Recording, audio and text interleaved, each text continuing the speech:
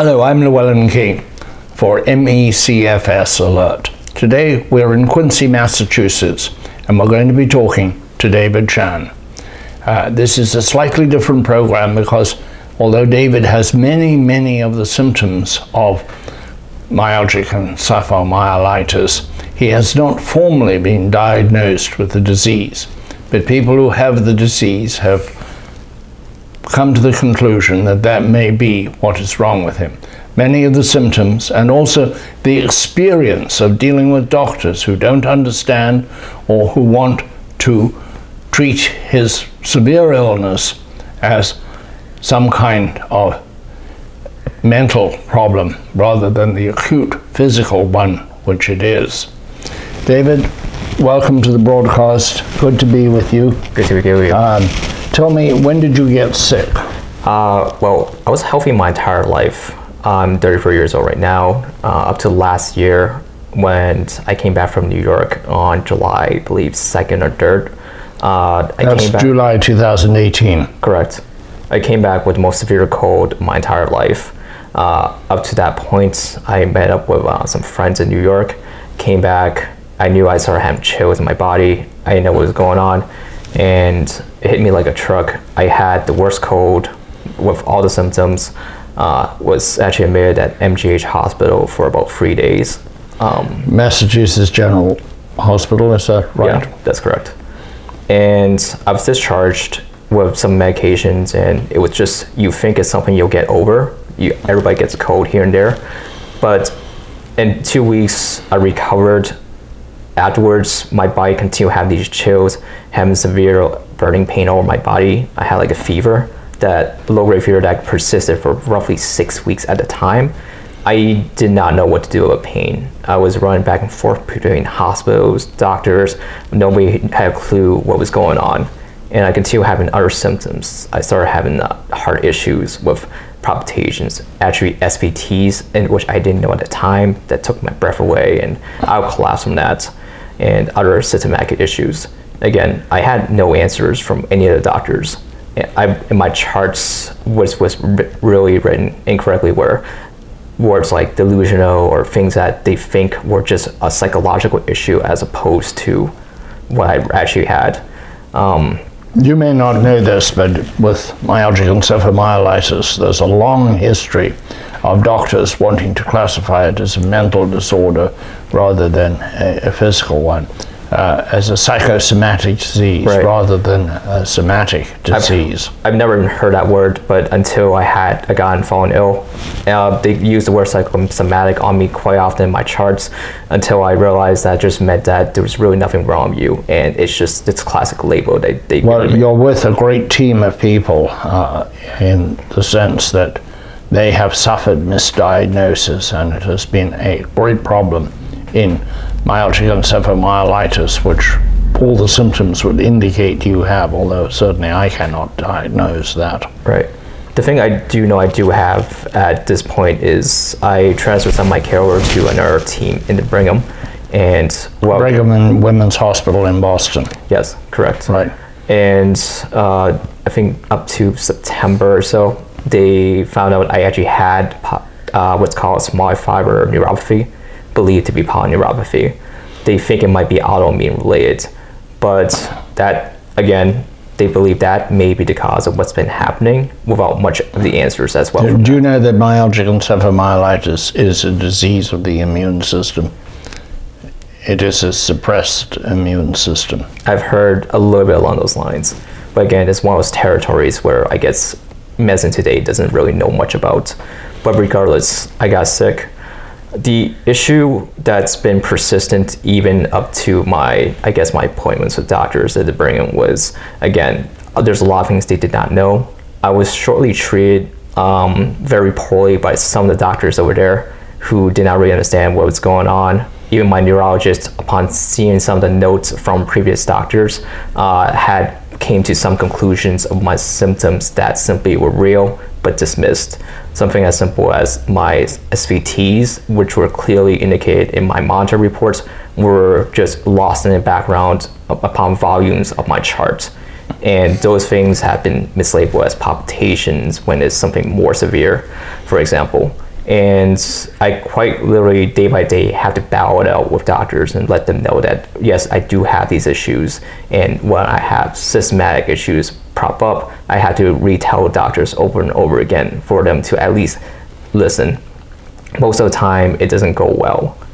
Now the thing is, they recently treated me with IVIG, which is supposed to help, but from what I've discovered upon talking to other patients that have gotten IVIG, my dosage was too high and I was not given the proper dosage to calm things down.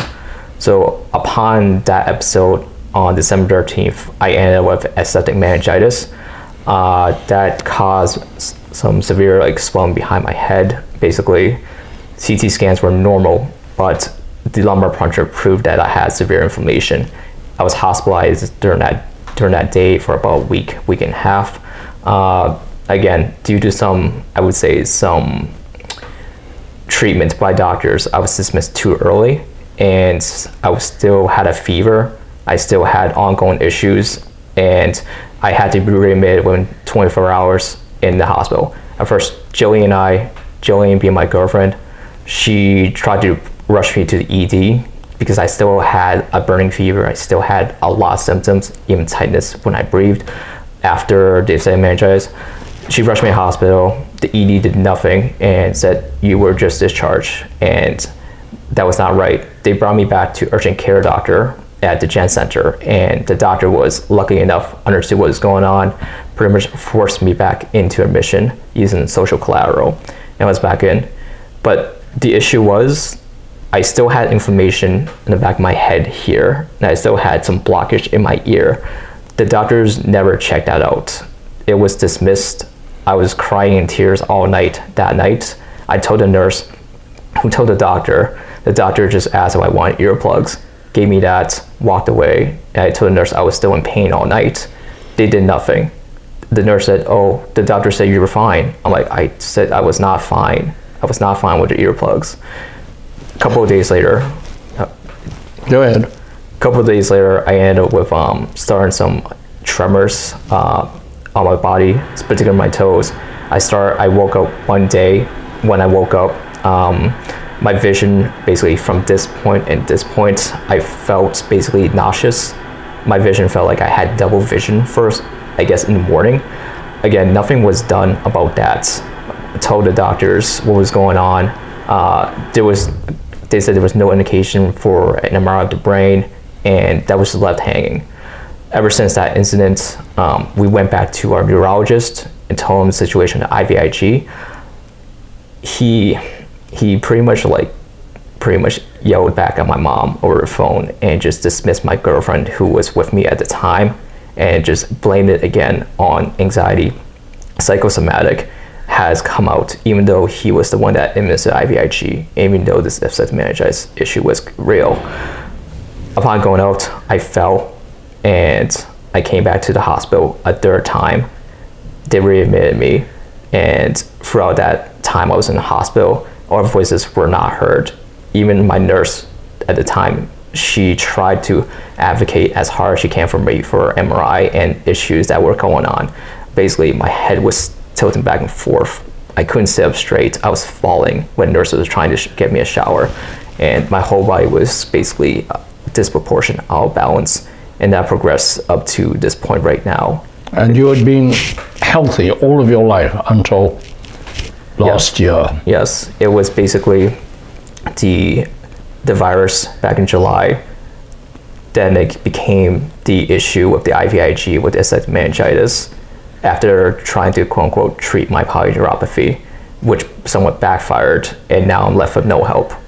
They practically diagnosed it as some of my gait issues, which may or may not be true, as conversion disorder. I've spoken with other doctors about my tremors. They said those are legit, but they didn't diagnose that and tried to push me inpatient into Spalding, but I was rejected because my What is Spalding? Spalding is a rehab facility that includes TBIs, issues with traumatic injuries, whatnot. But because of my label, even though Spalding accepted me, I was rejected from that. Now, David, do you have a regular physician? Is anybody managing all of this, or are you all on your own, bouncing from one to the other? I am on my own, bouncing around from one place to the other. The issue that's been persistent this whole time was not only is my narrative completely off when I'm in the hospital, right now, even with the balance issues that I have, I would be nauseous upon moving my head, upon walking. I would fall from that, and nothing can be done. I go to outpatient doctors, neuro, they tell me to go see ED if it's urgent. ED tell me to go back out. How about your sleeping? My sleep has not been too good. I have hypersomnia from some medications they've given me. That has been persistent for like 5-6 months at this point. You told me before we began the broadcast that you were in better shape today than usual because the medicines were kicking in. What medicines were those? In terms of my nausea and dizziness, the only thing that they give me right now is Ativan and Meclizine. Those were to be able to basically calm down my vestibular issues. But the issue, sorry. No, go ahead, please. The issue with those medications is I've taken these benzos before when I was misdiagnosed, and they may have exacerbated my heart issues at one point of last year. And these medications are highly addictive, and it's not something I can take for long term. Tell our viewers a little bit about your life before you became sick. You were athletic, you hiked a lot, you enjoyed the outdoors, skiing. Absolutely. Me and my girlfriends and a group of our friends, we used to go up to Massachusetts, and we would basically go down to the mountains and have our fun there like every year round. Me and Joanne, we were up to New Hampshire for our hiking trip up to even May of last year. Had a great blast. We would rent out Airbnb and just try to travel around.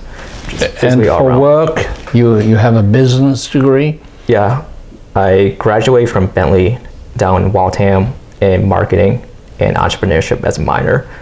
Upon graduating, I worked in corporate, basically my last company I worked with was Conversant. I helped manage advertising campaigns with my team for our clients. It was just day-to-day office work. It wasn't particularly meaningful. So I left my company to run a startup and really entrench myself in the scene. Basically, upon leaving that, I decided to work on my own. We built a company called Octane. We're very, very early stage, and it was more of putting together a team with the same vision and building something that we believe was really good for the world. But I won't go into details about that. Well, no, that's interesting. So you had this very promising life, full and healthy, and I've met your charming and beautiful girlfriend. Correct. It was a really beautiful life until... Yeah. This is a story that I've heard very, very many times from people with myalgic encephalomyelitis. It may be your case, I do not know that. But I am going to ask our viewers, this is a cry from the heart. If you believe you can help David, direct him to a physician that can help him, or have any sort of experience that might be a comfort as well as a help to him, he can be reached, and I've got it for you here, at davidchan1407gmail.com. I'll repeat, davidchan1407@gmail.com. David, I wish you the best of luck, and I thank you so much for taking the time and struggling to get through this interview. Thank you very kindly.